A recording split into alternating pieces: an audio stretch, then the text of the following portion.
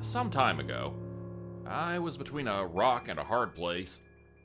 I'd lost my job after our suppliers went through a major price hike, so a lot of folks on the ground floor were cut. Strange how those cutbacks never seem to affect those on the higher floors. I was looking for something new on short notice. I had medical bills to pay, a bad shoulder, and I wasn't too stingy where the money came from. I did some less than legal repair work for people I used to work with, and I tried to make my savings last a little longer with high-risk investments. But I needed a cash infusion, and I needed it fast. Browsing bulletin boards, online and otherwise, I stumbled on a guy who needed help. He needed an extra set of hands to go through some film. It wasn't very specific, so I figured he wanted to convert some VHS tapes to digital or something. The ad said no previous experience required, and it would take days, maybe weeks. Seemed easy enough, and he was offering a significant paycheck. I met the guy at a gas station just outside of town. He was hard to miss. He was close to 6'8", and had this olive oil, slick kind of dark hair. Built like a goddamn tank. Even sitting down, you could tell this guy was a monster. He walked up to me, and I offered him a handshake. He didn't seem to know how to react. It took him a couple of seconds to shake it. When he finally spoke, he had the voice of a chain smoker, like he was always on the edge of a cough. "Here to help with the film?" he asked. "Seems like easy money to me," I said. "Where are we headed?" "It's not far. You drive." He got in my car, but didn't use the seatbelt. I buckled up and nodded for him to do the same. It took a couple of seconds, but he figured it out. "You got a name there?" I asked. "I don't much like calling you big fella." "Herman." "Herman it is." I introduced myself in kind. He brushed off a bug crawling up his arm, and we were on our way. Not a great first impression, but I can't say it wasn't memorable. He was right about it not being that far. 2 turns down a bumpy dirt road, then park next to a closed chain-link fence. We had to walk from there. It took about 10 minutes. We ended up near an old office building in what looked like a rundown scrapyard. The thing was mostly empty, probably abandoned for years, but there was still power running. I'd lived in the area for a few years now, and never even considered that this might have been here. It was the kind of place only a local kid running through the woods might keep track of. Herman opened the door for me and showed me inside. It wasn't too bad.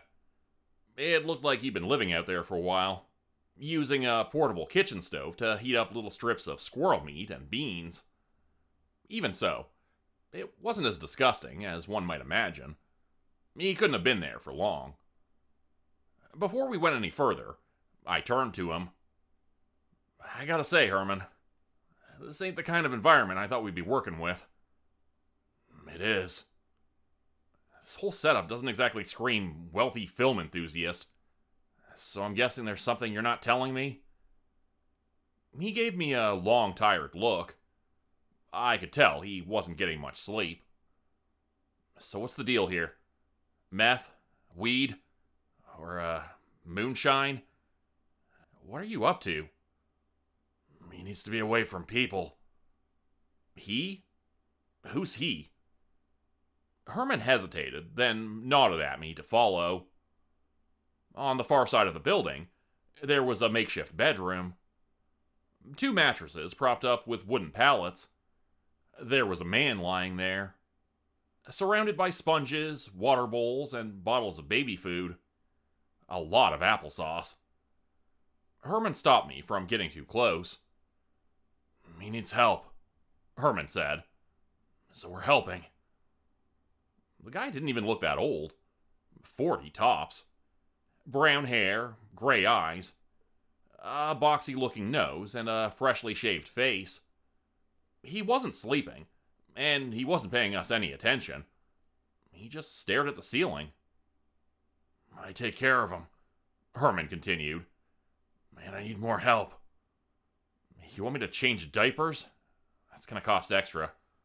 That's not what I signed up for. You find the film. I take care of Emmett." "Emmett, huh? Nice name." Herman nodded at that. Still not a crack of a smile or a hint of sarcasm. He simply agreed. "Yes, nice name." The final room of the building must have been a rec room at some point. It had been cleared out to make room for a couple of chairs, a movie projector, and a white screen. The rest of the far wall was just boxes. We're talking stacked floor to ceiling. Box after box after box. All of them marked with various movie studio labels. Some of which are still around, but the logos look different now. The whole place had this old chemical smell. Like oil, plastic, and starch. Herman explained the setup. He'd gotten hold of a bunch of film reels, mostly 35mm from the 70s. He wasn't looking to convert it or edit it in any way. He just needed help to browse through it and find one particular film. When I asked what it was about, he was less than helpful. "It's uncomfortable," he said. "You'll know it when you see it." "Are we talking something illegal? Something I shouldn't see?" "Illegal, no," he clarified. "But something you shouldn't see." Apparently, he hadn't seen it himself, so there was no way to describe it. But he knew there was a copy somewhere in these boxes, and that I would know what it was when I saw it. There was no need to check out an entire reel. I would know if it was the right one. It took some time to get the projector up and running. There was power, sure, but you gotta tread the film in a particular way and order. I checked out a couple of sites online and managed to figure it out. It didn't take long before I was rolling through reel after reel, checking a couple of minutes at a time before I switched to the next. Herman hadn't asked for it, but I made a couple of notes for each reel, just to make sure I cataloged what was what. That way, there wouldn't be any questions about how much work I'd done. Most of it was kind of B footage, scrapped together scenes from movies that were unknown or never shown. A couple of dialogue scenes from what looked like a thriller. A couple of interviews, environmental footage, footage from various sports, even a couple of home videos. I'm pretty sure I saw Ronald Reagan in one of them. By the end of the first day, I checked out maybe 1.5 hours of footage in total. Maybe 2. Most of the time went to switching the reels. Judging by the number of boxes there were, and the amount of film each reel had, I figured Herman had gotten his hands on at least 1,500 miles of film. No idea how he did it, but he did. At the end of the day, I was handed my first payment in cash. He didn't ask me to come back at a particular time. He just asked me to get it done. I still wasn't sure what exactly I was looking for, but it was easy money. I went home that day with stuffed pockets, leaving a list of notes for Herman to review. He didn't, though. He spent most of his time taking care of the man in the bed. Coming home that night, I couldn't help but wonder what I was getting into. I wasn't kidding myself. There was something less than legal going on here. You don't move out into a half-abandoned shithole just for privacy. You do it because you've got something or someone to hide. But for now, they were paying the bills. But it was clear that I had to keep my eyes open. I figured it might be a good idea to bring something to protect myself. I didn't have a gun, but I had this flip knife from my home repair days. The thing didn't look like a knife, but it could cause some serious damage. If I were to face a monster like Herman someday, I'd rather not do it empty-handed. I went back for a couple of days, following the same routine. Check a reel, make a note, skip ahead a bit, check again, go to the next. Over and over and over. My right shoulder started to ache from the minutia of unspooling and treading the film through the projector. It's actually a pretty good workout. Those rolls are heavier than they look. But it was also a reminder that I had bills to pay. Herman was out for most of the day running errands. He would come back looking like he'd been swimming, bringing something along every time. Sometimes food, sometimes supplies, sometimes money. One time, he came back with a box of clothes for Emmett to try on. He really was a sort of caretaker for him, emptying his bedpan, washing him, changing his clothes. He'd roll him out of bed and put him in the wheelchair while he changed the bedding. They'd go for walks sometimes, neither saying or doing anything. All the while, the reels would keep rolling. I did find a strange reel at one point. I wasn't sure if it was the right one, but I figured it wouldn't hurt to check with Herman. It was this amateurish clip of a woman in a blue sundress. It was clearly some backstage thing. You could tell it was a film set. She was smiling at the camera, rehearsing some lines. Then, after a quick cut, she was outside. Her expression had changed, and she turned to the camera. It made me stop and check the settings. See, I thought those old 35mm films didn't have any sound, but it turns out they do. It took me a bit of time to figure out which button to press, but once I did, I could hear what she was saying. She was standing in the sun, holding a paper. Then she looked straight into the camera. "Put the film away," she said. "Please, put it away, and don't come back." A young voice through an old speaker. I played it back, hearing her 2 more times. There was something about her eyes. Something changed with every playback, like her stare was growing more intense. "Put the film away," she repeated. "Please, put it away, and don't come back. Please." That last please. Had she said it before? I wasn't sure. I turned the projector off, made a note, and got up to fetch Herman. By the time I reached the door, I heard something. A burst of static. "Please." I ended up showing it to Herman. As I did, I couldn't help but feel guilty. It was just a reel of film, but it felt like I was hurting someone. Like I was on the cusp of committing some cardinal sin. Herman looked at the reel with great interest. The woman repeated her lines, swaying in the sun with her blue sundress. She made the same plea, in the same tone, but something felt different. Less earnest, perhaps. I tried watching Herman rather than the reel, but there was nothing to see.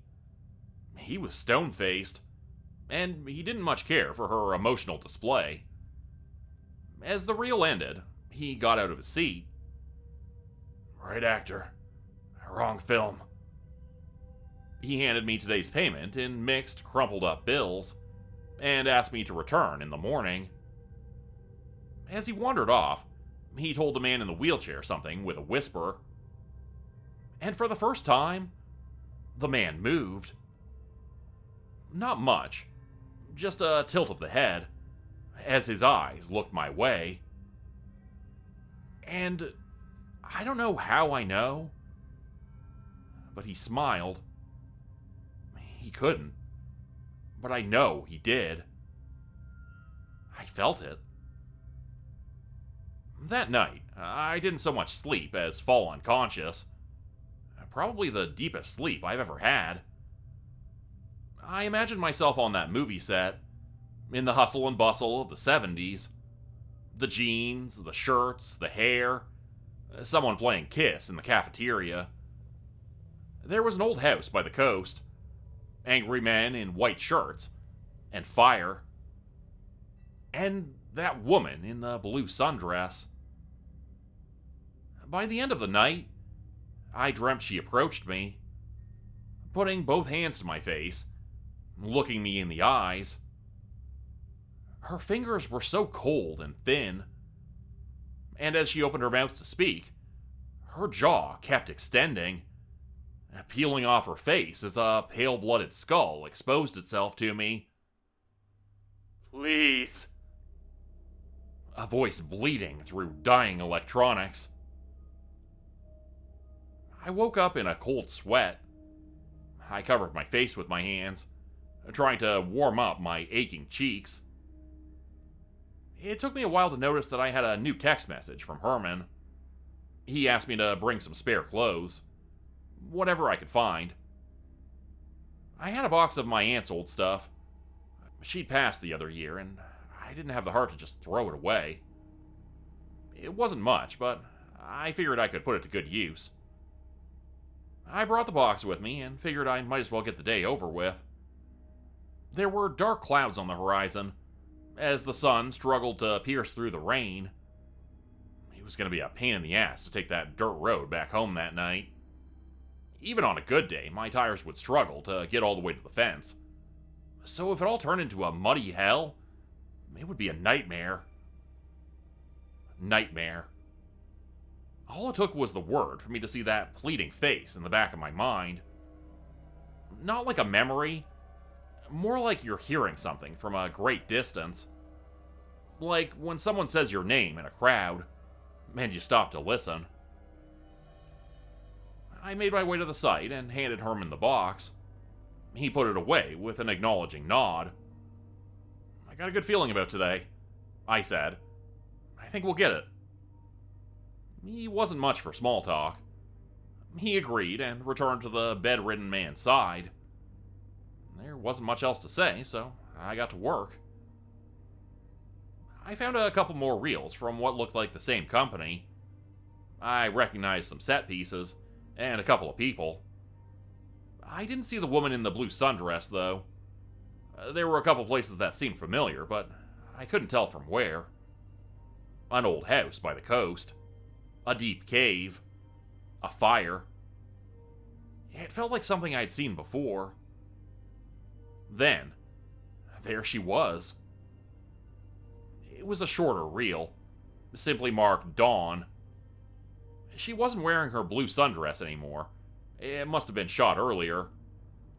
She just had a colorful shirt and a fancy pair of jeans. "Hello," she cheered. "I'm Dawn, or Miss Anderson, if you're polite.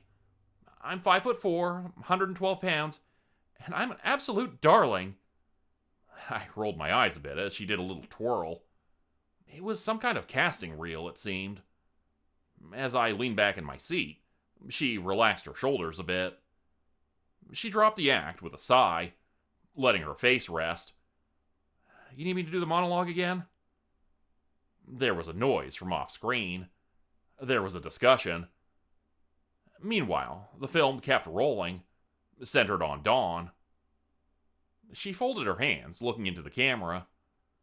She waved a little while she waited for the two men in the background to finish talking.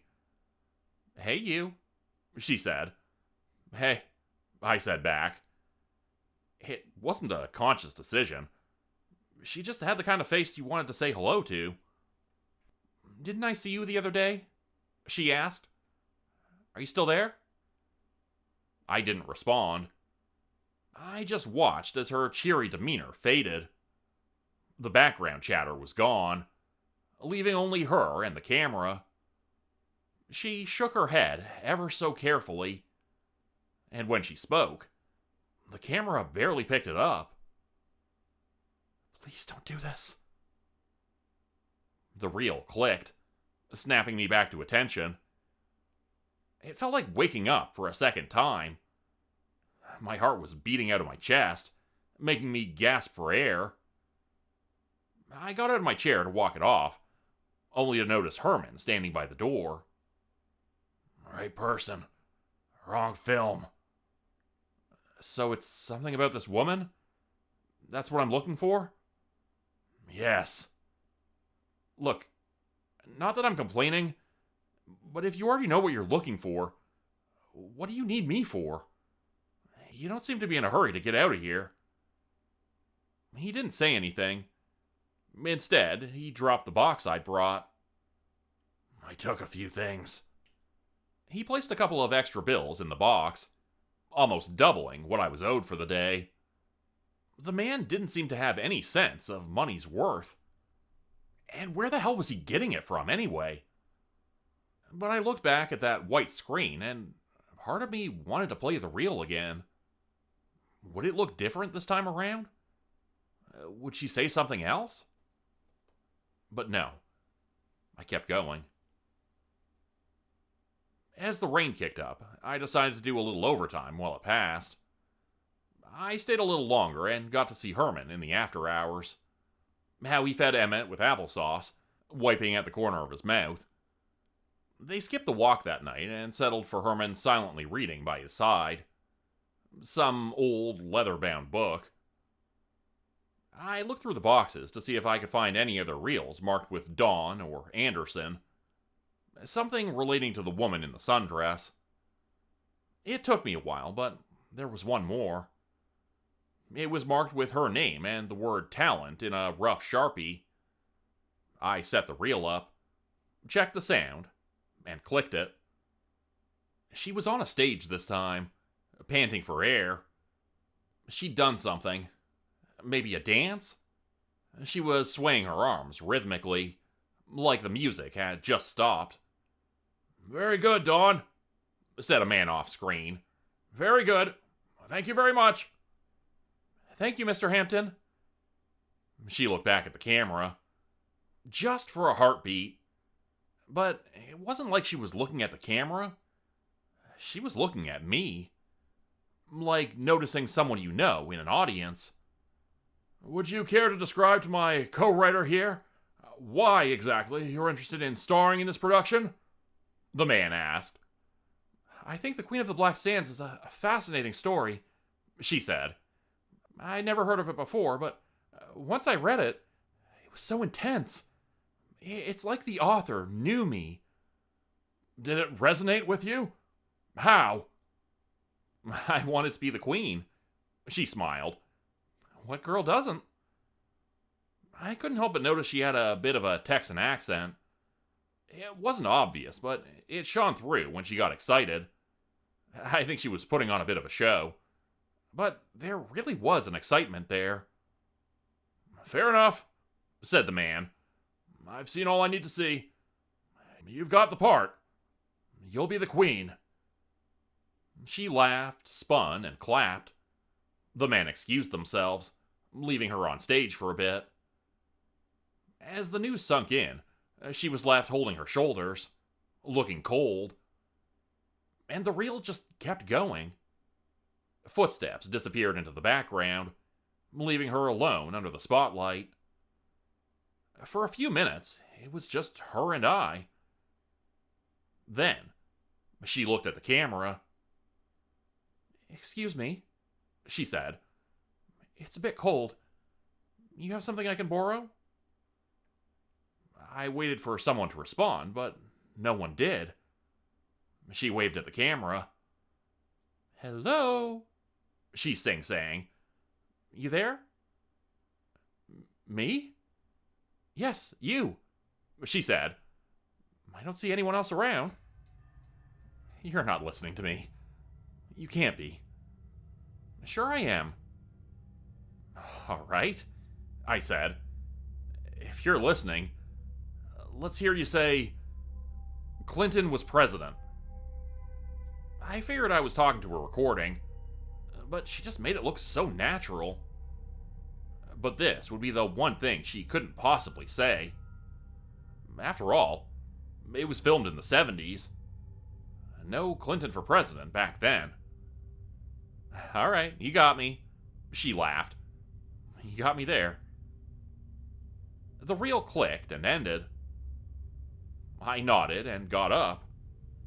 I'd been sitting down for a long time, so I stretched my legs. I was heading out to go see Herman when I felt something in the room. The hair on my arm stood up as a chill tickled the back of my head. There was a click as the reel started to roll again. "Sorry," she said. "If you can get me something for the cold, I'll say the thing." I turned back to the screen.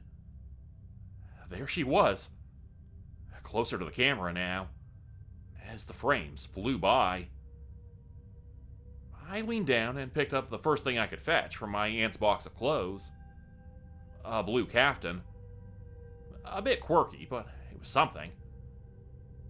"Like this?" I asked. "Sure," she said. "I like the color." I approached the screen, clutching the fabric like a lifeline. The electricity in the air made my eyes water. I got closer, holding out the caftan like I was feeding a slice of meat to a tiger. It got so bright that I had to close my eyes. And even then, her silhouette was burned into my retinas, casting a pale brown figure in the dark behind my eyes. Something lightened from my hand as a cold finger touched my hand. "Thank you," said a calm voice from a struggling speaker. "But I'm dying to know." I backed away, shielded my face, and looked up. Through my teary eyes, I saw the woman wrap herself in something blue. And despite the vague colors and the struggling lights, I could see her smile. "Who's this Clinton fellow?" This time, the reel didn't just end, it snapped. The roll was cut in two, and the slides crumbled into the machinery with a grating metal scrape. There was smoke, and I could see one of the lights on the side turning a light red. I pulled the plug and hurried to save the reel, but I could barely touch the thing without burning my fingers. Seconds later, Herman burst into the room. He hurried to the projector, pushing me aside. He did it casually, but it's like he didn't know his own strength. He nearly bowled me over. He checked the reel and the cover, pulling out what remained of the film, and threw it on the floor. "Keep going," he said as he cleared the reel. "Find her." "What for?" I asked. "What are you going to do?" "Not your business." "It is my business," I argued. "I've never seen anything like this. Ever. I want to know what the hell we're doing." "No. Get back to work." "I'm not going to..." I headed for the door, but he blocked me. I pulled out my knife. I wasn't taking any chances. The problem with a guy like Herman is that you can't really do anything to get past their reach. He walked up to me, as calm as can be, as I frantically stabbed at him. He took out this thick piece of metal wire from his pocket and wrapped it around his hand like boxing tape. The moment he was close enough for me to get a cut in, I lunged. But he stepped back, and the next moment, a sharp pain exploded off the side of my face. At some point, he picked up a film reel, and now he was smacking me over the head with it. I was so surprised that I lost all momentum. In the next breath, he had one hand on my wrist and one on my throat. I was thrown to the floor with a force that whiplashed my neck. The world went black for a second as my breath escaped me. "We finish this tonight," he said. "You have to do it." "Why?" I wheezed. "Why the fuck am I even here?" "Because she's scared of me." He took my knife, folded it, and put it in his pocket. He took my phone, my wallet, all of it. And when he finally let go, he'd made it very clear that he wasn't going to let me leave the room until all was said and done. I checked for more reels with Dawn's name, but I couldn't find any. I went through 6 boxes, just reading the names on the side. Herman thought I was stalling and made me say them out loud. Test Reel 5. Cliffside Capture. 6 to 8. roadside ambience, narration, scenic capture, dinner scene, dialogue cover. And then, at the very bottom, lodged in between two much larger reels, the end of eternity. That stood out. I held it up and showed it to Herman. He went over to check the cover. "Put it on," he said. "Emmett wants to see this." "What if I don't?" "Then I kill you and I get someone else." He tightened his fist, emphasizing the wire strung around his hand. He wasn't joking. "Fine. Then we're done." "Then we're done." He turned and left the room, closing the door behind him. The rain intensified, clattering against the metal roof. What I thought was going to be a passing downfall had turned into a creeping storm. The trees were swaying outside, brushing against the side of the building like a cat trying to get in. Little taps against the window as the occasional raindrop flew off course. I had to try something. I didn't know what was going to happen, but whatever it was, I didn't want it to happen. There was this pit in my stomach that I couldn't explain. So I took one of the chairs, pushed it up against the door handle, and put the film on. Maybe I could get ahead of whatever was about to happen. I turned the projector back on. It was the very start of the reel. This film seemed different than the others. Clearer. The black color wasn't just black. It was no color at all. There was an opening scene with Dawn walking along a cliff. She was wearing a blue caftan. My aunt's blue caftan. I ran up to the screen, feeling the electricity crackle in my ears. It was deafening, but I didn't care. "I don't know what this is, but he's coming," I said. "I don't know what they're gonna do." She turned her attention to the camera and blinked as if she could hear the panic in my voice. She spoke with a slight delay. "Get out," the projector speaker said. "Run." "I can't, I'm stuck. This guy, he's a monster." "I know." She looked to the side, then back at the camera. She was torn. Then, she held out a hand.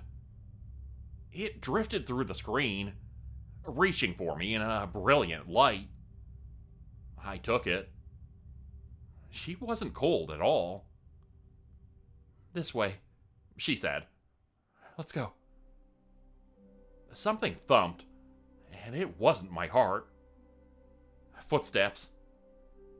I turned my head just in time to see a shadow looming over me, and in a heartbeat, I was knocked halfway across the room. I smacked my shoulder into the floor with a crack. I hadn't heard Herman break the door open. He'd pulled the wire between his hands like a garrote and wrapped it around Dawn's outstretched hand. He did it so smoothly, like he'd practiced his entire life for that one thing. I'd never seen anything like it. And before I could say no, he pulled. He pulled her out of the screen. I'll never forget the sounds. Her screams screeching through the speakers of the projector as she begged him to stop. I saw her shimmering arm turning dull, solid, and real.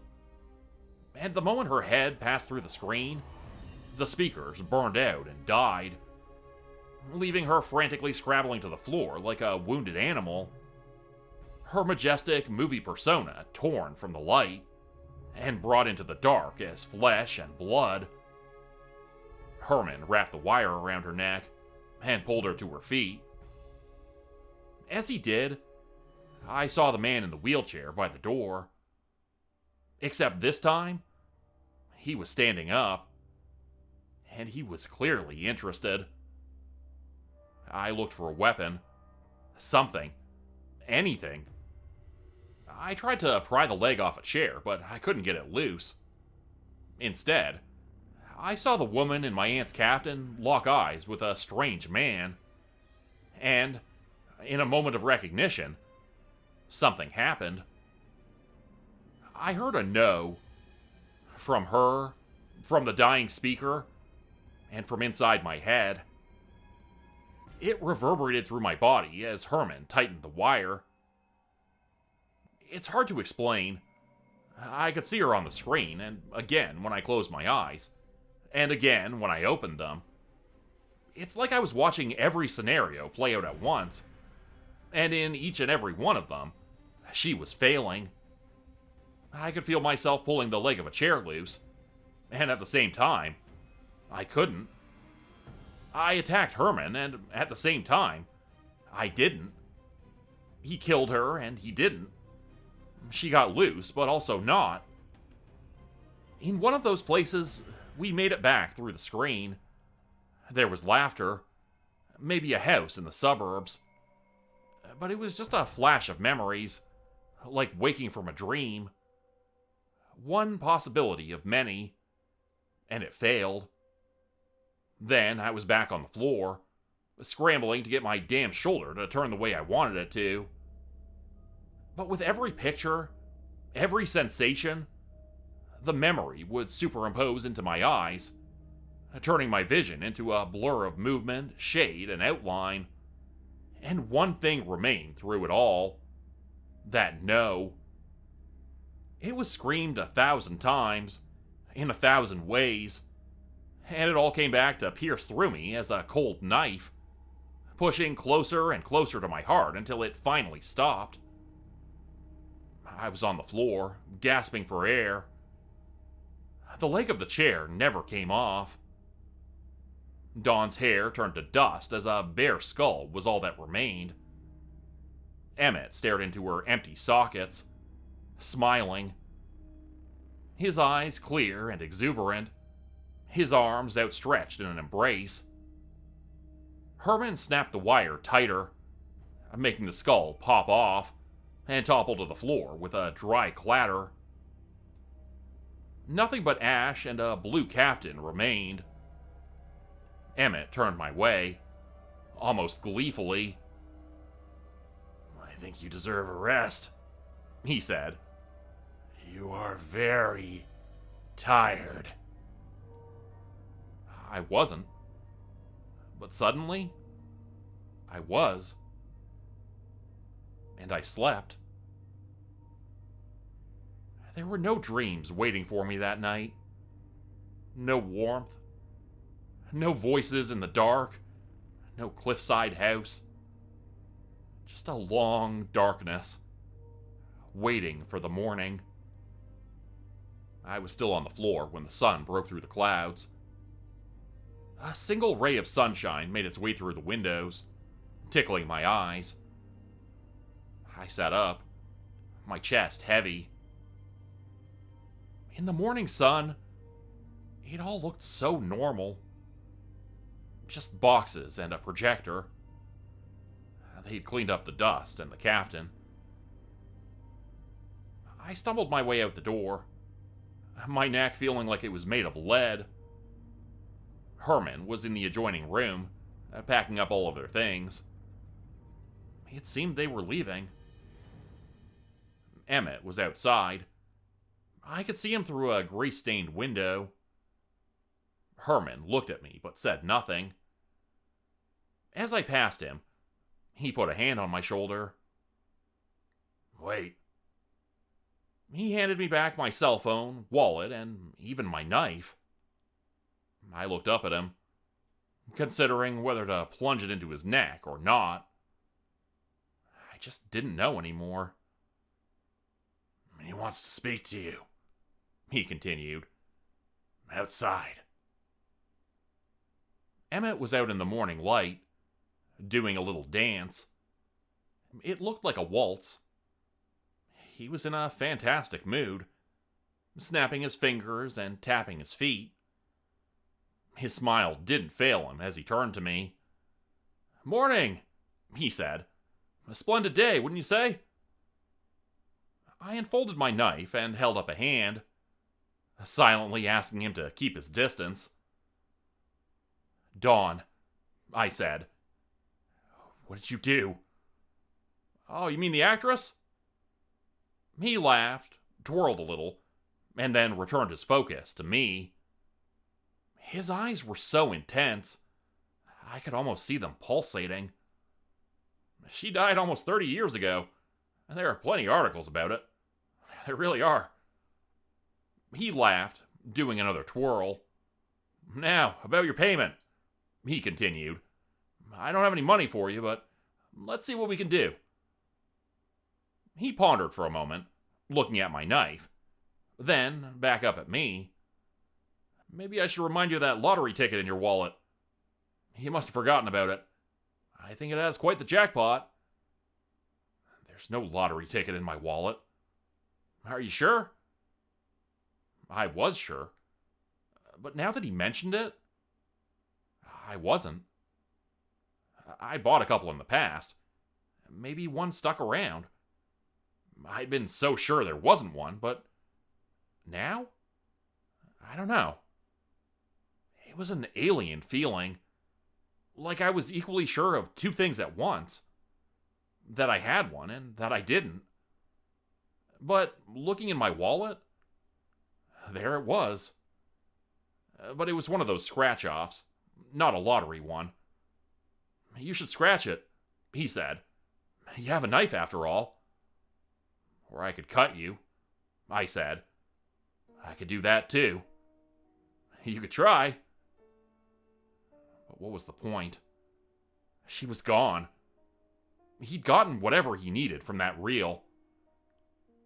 I just stared blankly at my wallet for a second, trying to figure out if I was really this forgetful. Then, Emmett pushed past me, as if he knew I wasn't going to cut him. He turned to me one final time. "It's going to be a wonderful day. Enjoy it while it lasts." The last thing I saw of them was Herman dropping a box to the ground, then tossing a film reel into it. Emmett came around with his hands in his pockets, and in the blink of an eye, the box was on fire. I hadn't seen it catch fire.